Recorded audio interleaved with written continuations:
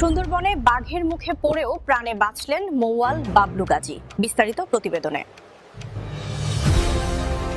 সুন্দরবনের গভীরে মধু সংগ্রহ করতে গিয়ে ভয়ঙ্কর বাঘের আক্রমণের শিকার হয়েছেন মৌয়াল বাবলু গাজী ৪৮। মৃত্যুর মুখ থেকে তাকে ফিরিয়ে এনেছেন তারই সঙ্গীরা। লাঠি সোঁটা হাতে প্রায় ১৫ মিনিট বাঘের সঙ্গে লড়াই করে গুরুতর আহত অবস্থায় তাকে উদ্ধার করেন অন্য মৌয়ালরা। হৃদয় বিদারক এই ঘটনা ঘটেছে সাতক্ষীরা রেঞ্জের কাছিকাটা এলাকার পায়রাটুনি খাল সংলগ্ন বনে।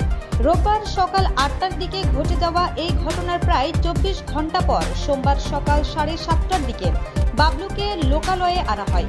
পরে প্রথমে শ্যামনগর উপজেলা স্বাস্থ্য কমপ্লেক্স এবং পরে সাতক্ষীরা মেডিকেল কলেজ হাসপাতালে ভর্তি করা হয়। আহত বাবলু গাজী সাতক্ষীরার শ্যামনগর উপজেলার গাবুরা ইউনিয়নের ডুমুরিয়া গ্রামের বাসিন্দা। তার বাবা মালিক গাজীকে সঙ্গে নিয়ে জীবিকার তাগিদে সুন্দরবনে মধু সংগ্রহে গিয়েছিলেন তিনি। মৌয়াল দলের নেতা ইউসুফ গাজী জানান, বৈধ পাস নিয়ে ১১ সদস্যের একটি দল গত বুধবার সুন্দরবনের উদ্দেশ্যে রওনা দেয়। রোববার সকালে পায়রাটুনি খাল এলাকায় মধুর চাক খুঁজছিলেন তারা।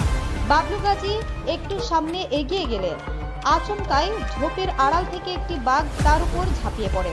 মুহূর্তেই চারপাশ কেঁপে ওঠে চিৎকারে। আমরা লাঠি সোঁটা নিয়ে বাঘটার উপর ঝাঁপিয়ে পড়ি। প্রায় ১৫ মিনিট মানুষ আর বাঘের মধ্যে লড়াই চলে।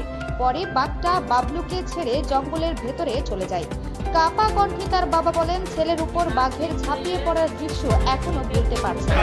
আমরা আসলাম খাল দিয়ে আসতে তিনজন আসলে দুজন চল পিছনে আর বাঘ পিছনে দৌড়ে এসে প্রথম ডাইন বাটে দিয়ে ছবি দিল ধরা হাতা মারি কামড় মারা আবার পিট পিট লুকাইছে বাড়ি দিয়েছে